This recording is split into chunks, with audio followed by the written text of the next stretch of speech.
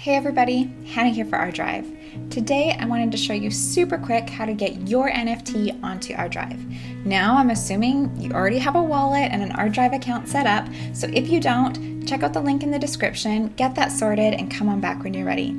Let's get right into it. Here I am in ArDrive and I want to get my laser-eyed gorilla saved onto ArDrive. Now this is because if I have an NFT like I do here, it's only as good as the storage platform I'm using. It can be worth a lot of money, but if my storage platform fails, I've got nothing left, so it's totally worthless. I want to get my laser-eyed gorilla stored onto ArDrive so that it is safe, secure, and permanently there. So I'm going to start like I start most things on ArDrive and head on over to the New button. I'm going to click on New Drive, and I'm going to name this drive NFTs.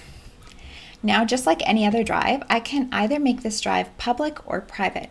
And I'm going to explain in just 1 second why I can make this drive public and still keep my NFT safe and secure. Okay, so I'm going to go ahead and click Create. Great, so here it is, my NFTs drive. Now I want to get my laser-eyed gorilla in there. And how I do that is how I upload any file onto ArDrive. I just go to the New button and click Upload File. So I just click on it and click Open. Now ArDrive's going to do what it does every time, which is check out the size of the file to let me know how much it's going to be to save my NFT onto ArDrive for forever. And here it is. It's less than a cent US. I'm going to click Upload and just give it a second to get my NFT onto the permaweb. And here it is, my Gorilla Laser Eyes mobile.jpg. I want to show you that if you click on your NFT, amidst all the info of your NFT, on the right here is this thing called metadata TXID, and below it data TXID.